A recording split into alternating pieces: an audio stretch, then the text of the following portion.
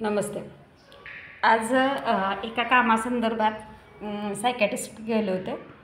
म्हणजे माझ्या डोक्यावर परिणाम झालेला तुम्हाला वाटत असेल, पण तो झालेला नाही आहे. पण मी सायकॅट्रिस्ट जो कपाट त्यांचं एक बिझनेस डेव्हलपमेंटसाठीच त्यांना एक कोणतरी हवं होतं. सो त्यांनी बऱ्याच गोष्टी मला विचारल्या. तर इतका एक छान एक्सपिरियन्स आला, तर तो मी शेअर करू इच्छिते. तर तिथे एक्सपिरियन्स असा आला की डॉक्टर म्हणजे माझा इंटरव्ह्यू होणार होता ऑब्व्हियसली. तर तेव्हा काहीतरी पेशंटचं बोलणं चाललं होतं. पेशंट होते, एक लेडीज पेशंट होती, तिच्यासोबत आलेली एक तिची वयस्कर खूप वयस्कर आई 70 वर्षाची, आणि तिचा कदाचित तो भाऊ वगैरे असेल. तर ते होते दोघं. आणि मग नंतर ते डॉक्टर आधी सगळं ते हिस्ट्री वगैरे घेतात लिहून, त्या एका लेडीजला लिहून गेली हिस्ट्री. नंतर मग तिला मेन डॉक्टरांकडे नेण्यात आलं. ते तिघं चालत गेले. मी बसले होते कारण मी वेटिंगला होते ना. त्यांचं झाल्यानंतर OPD मग माझ्याकडे होता नंबर.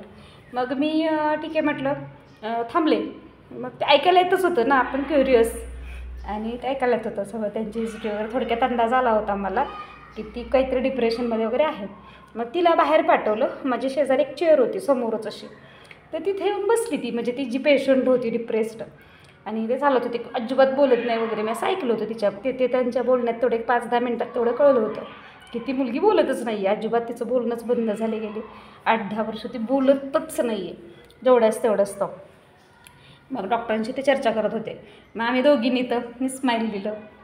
एखाद्या त्या छोट्या पिल्लूला मांजर वगैरे आलं तर आपण कसं त्याला कम्फर्ट झोननी घेत असतो, तसं मी त्याला हळूहळू स्माईल दिलं तिला. मग तिने काय दिलं नाही, ती फक्त माझ्याकडे बघत होती चोरून. मग मी परत स्माईल दिलं. तिला जरा काय कम्फर्ट वाटलं असेल, मग थोडी बोलायला लागली. म्हणजे काय, कशी आहेस तू, असं बोलले. तिला आहो जाऊ बोलवलं, आप कैसे हो वगैरे. तिला ती बंगाली होती, बंगोली मॅम होत्या, तर ती छान बोलत होत्या. मग ती सांगितलं की म्हणाली मी पण जॉब करत होते. मग ती पण जॉब करत होती, पण तिचे पप्पा एक्सपायर झाले 10 वर्षापूर्वी. तेव्हापासून ती डिप्रेशनमध्ये गेली. तर ती तिथून बाहेरच येत नाही आहे. सारखी रडत असते, मोठमोठ्याने वगैरे रडत असते पप्पांची आठवण आली की. तेव्हा मी तिला म्हणाले, अगं म्हणजे मलाही माहीत नव्हतं की तेच तिचं ती म्हणाली मी डिप्रेशनमध्ये त्यामुळंच गेले. मग तिला सांगितलं जे काय माझं ज्ञान होतं मी तिथं पागळलं, आणि माझं सगळं होत आलं थोडक्यात. तेवढ्यात तिची त्यांचं डॉक्टरांची कन्सल्टेशन झालं आणि ते बाहेर आले. मग ते मी बोलत होते ते तिच्या आईने ऐकले. तिची आई म्हणाली नाही खरंच आहे, तुम्ही सांगा तिला. म्हणजे हिंदीमध्येच बोलले ते, क्या बताऊ इनको बताऊ बहुत रोती हूँ. तर थोडंसं मी छान एक्सपिरियन्स आला मला. ती पण खुश झाली. ती म्हणाली मी आजपासून तसं करेन, मी रडणार नाही. आणि आता स्वाभाविक आहे ती डिप्रेशनमधून बाहेर येणं सोपं नाही आहे. बट काहीतरी निमित्तानं कोणातरी तरी आपली गाठ पडत असते. तेव्हा कोणाच्याही आयुष्यात आपण विनाकारण येत नसतो. तिथं मी काहीतरी निमित्तानं गेले, माझं त्या डॉक्टरांशी बोलणं झालं वगैरे. मोठे डॉक्टर आहेत ते, नाव नाही सांगत मी इथं. त्यांनी पण मग माझं चॅनेल तिथंच पाहिला त्यांनी लॅपटॉपवर. म्हटले काय तुमचं चॅनेलचं नाव सांगा. म्हटलं डॉक्टर मला बाकी काही नाही, जॉब करेन, म्हणजे तुमचं डील तुमच्यासोबत होईल न होईल, बट तुमच्यासारख्या व्यक्तीला भेटण्याचा संधी आली ते फ्रीमध्ये. तुमची म्हटलं चार्जेस तुमचे माहीत होते मला.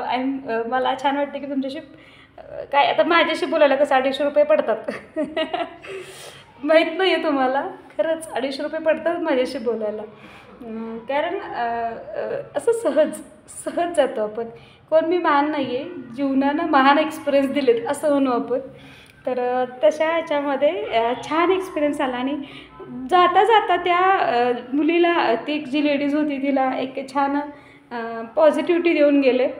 खूप छान वाटते आणि खरंच आयुष्याची सुरुवात छान झाली असं वाटतं. So let's see. थँक्यू देवाचे शतशः आभार. आणि तुम्ही मला एवढं भरभरून प्रेम देताय, तुम्हा सर्व प्रेक्षकांचेही आभार. Thank you so much. सगळ्यात महत्त्वाचे आईवडील असतात. सगळ्यात आईवडील नसते तर हे सगळं शक्यच नसतं. त्यांनी वळण लावलं, काठी घेऊन वळण लावलं, आणि प्रेमानेही वळण लावलं तितकंच. सो जगात सगळ्यांशी तुम्ही फसवणूक करा, पण आईवडिलांची करू नका, एवढंच लक्षात ठेवा. बाय.